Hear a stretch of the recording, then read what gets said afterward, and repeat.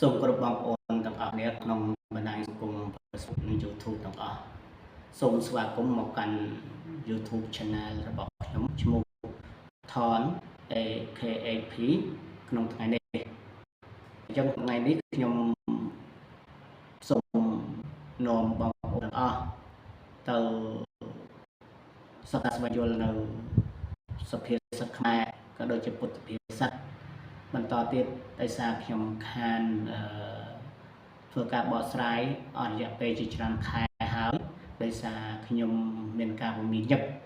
នៅការងារដូច្នេះគ្មានពេលវេលាដើម្បីរៀបចំសុភាសិតដើម្បីបកស្រាយដើម្បីសិក្សាស្វែងយល់បងប្អូនទាំងអស់គ្នាប៉ុន្តែប្រហែលថ្ងៃនេះទេខ្ញុំរឹងស្បាយការងារខ្ញុំក៏ឆ្លៀតឱកាសនេះដើម្បីមកសួរសុខទុក្ខបងប្អូនទាំងអស់គ្នាបាទតើបងប្អូនទាំងអស់គ្នាមានសេចក្តីសុខទុក្ខយ៉ាងណាព្រោះបែករយៈគ្នាយូរហើយមានបងប្អូនខ្លះចាំមើលផ្លូវនៅការបកស្រាយរបស់សុភាសិតរបស់ខ្ញុំបងប្អូនខ្លះក៏មកមានយកការងារដូចជាខ្ញុំដែរដូច្នេះខ្ញុំក៏សូមមកធ្វើការបកស្រាយកំណាព្យបន្តទៀតដើម្បីសិក្សាស្វែងយល់ជាមួយបងប្អូនទាំងអស់គ្នាហើយក៏ខ្ញុំក៏សូមផ្ដាំផ្ញើនៅសេចក្តីនឹករលឹកចំពោះបងប្អូនទាំងអស់គ្នាតែនឹករលឹកបងប្អូនដែលបានជួយគាំទ្រនិង Subscribe នៅ Channel របស់ខ្ញុំក៏ដូចជាជួយ Like Share នៅ Channel របស់ខ្ញុំនេះបាទហើយក្នុងថ្ងៃនេះក៏ដូចជាសម្ដងដែរខ្ញុំនឹង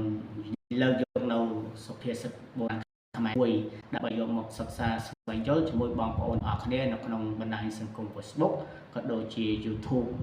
បាទហើយសុភាសិតនោះគឺមានអត្ថន័យថាងើយស្កអោនដាក់គ្រាប់ពេលដែលខ្ញុំនិយាយអំពី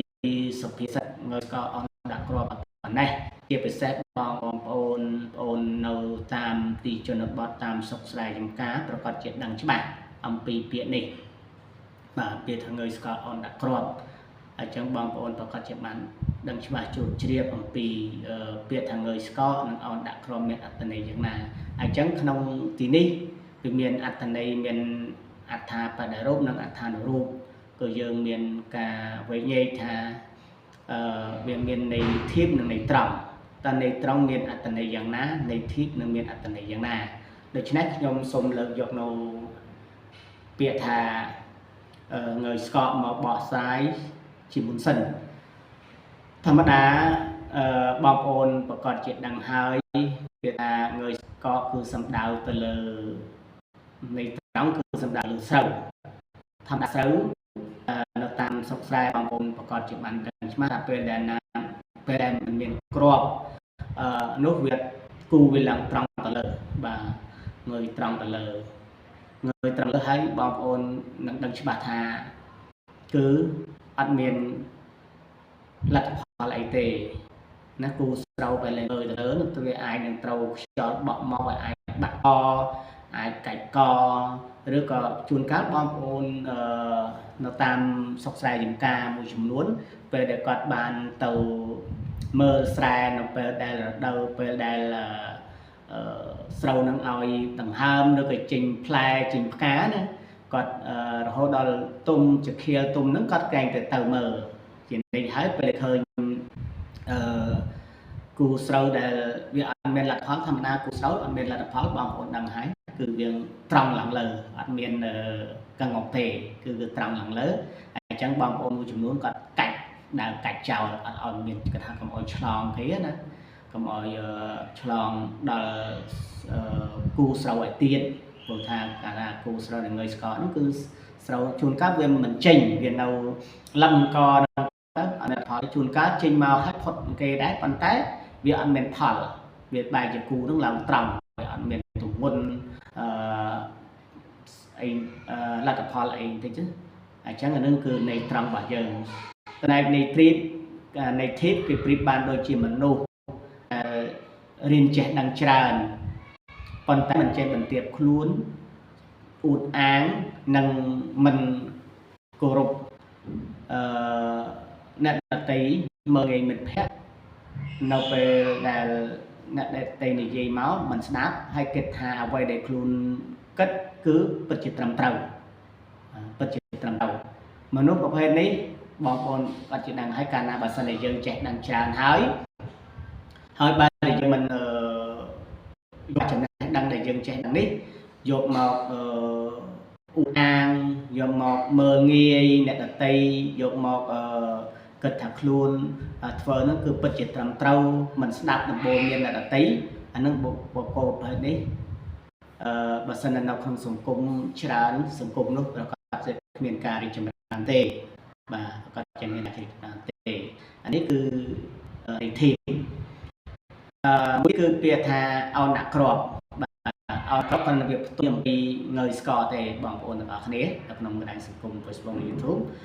ថាងើយអោនដាក់ក្របនេះធម្មតាស្រូវកាលណាវាមានគូកងុកបងប្អូនតែងទៅស្រែទៅអីហ្នឹងឃើញស្រូវកងុកគូកងុកហ្នឹងមកថាវាជាលទ្ធផលជាទិន្នផលបានខ្ពស់នៅក្នុងឆ្នាំដែលយើងធ្វើហ្នឹងណាកាលណាបើសិនមកគុំហ្នឹងអត់មានស្កកមានអីទេប្រកាសជាយើងបានទិន្នផលរបស់យើងធ្វើគឺបានច្រើនហើយបានល្អហើយអញ្ចឹងឧបមាបីដូចជាមនុស្សដែលគាត់ចេះដឹងបាទគាត់ចេះដឹងក៏ដោយក៏គាត់នៅមានការចេះបន្ទាបខ្លួន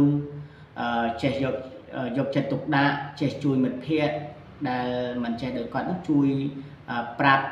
ការងារជួយបញ្យល់ការងារហើយនឹងចេះស្ដាប់នៅអ្វីដែលមេ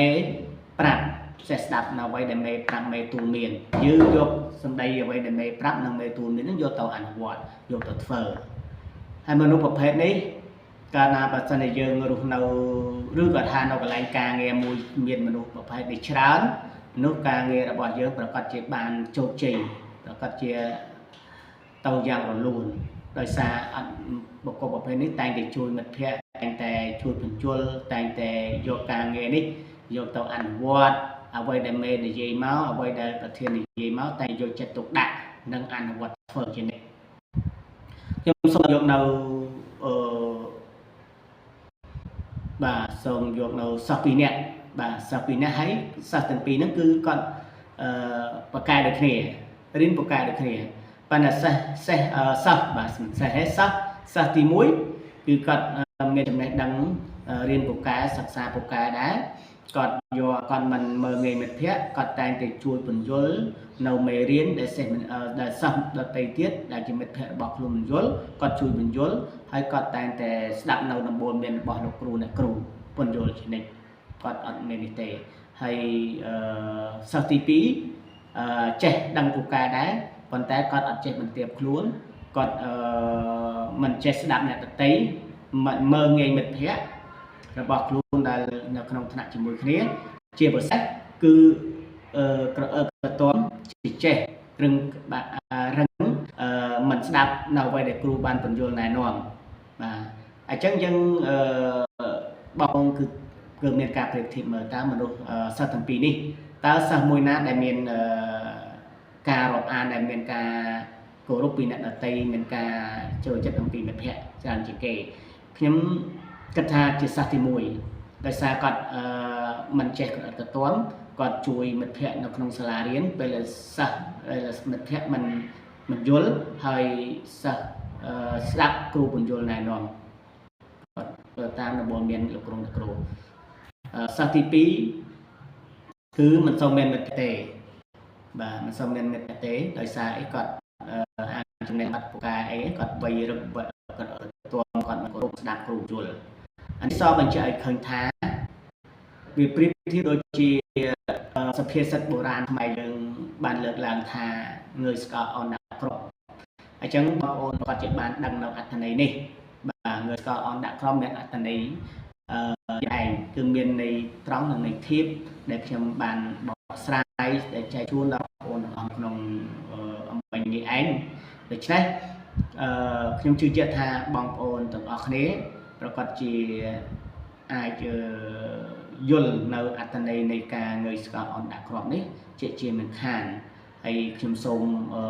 thưa ca bỏ sài này hay sôm áp chia sài trong cuộc bằng ôn ở khné nó không bàn này xung cùng Facebook và YouTube rồi sân ca bỏ sài bọc nhom miền ca scan score nào trong chấm làm mỗi sôm bằng ôn complete chui comment và chui comment nào ráo nào channel bọc nhóm nó chui chia sẻ cứ bằng ôn complete chui like chui share subscribe nào channel thon ý KHP mình đã mối nằm bay tôi bàn đầu cao slide sự hiện sạch mấy đường được tiến mấy làm bay đòi nhóm đang bảo ôn thì sắc xa xoay giờ chỉ một cái bản tỏ tiền bà được chứ này chia thì mình cho xôm chủ bộ từ đó bằng ôn được ở thế chủ nàoประทางลายบุญประกาคืออายุวันณะสุขะbà hay bà sẽ bằng ôn miền cổ bằng một nà từ à quay muối xong rồi bàn sạch ta tam bộ đáo rồi bằng ôn được ở khné bà là bằng ôn được ở khné chia và sẽ bằng ôn là chỉ của co đôi bằng ôn chia sẻ ôn và lo bạn đông nộp về hàng mục đi bà xôm chun po ôn và lo bạn ở cho group khné bà để cho group khné hay bà sẽ bằng ôn đã thưa mình trai để cá xong rồi làm sắc group này đài và gồm được trong phong đài và trong là sông chuồn bội bằng ôn được ở nắng cứ bàn sầm rạch tam cô đào quay để luôn bằng vật nà bà sôm ở bốn nâng sốm của lê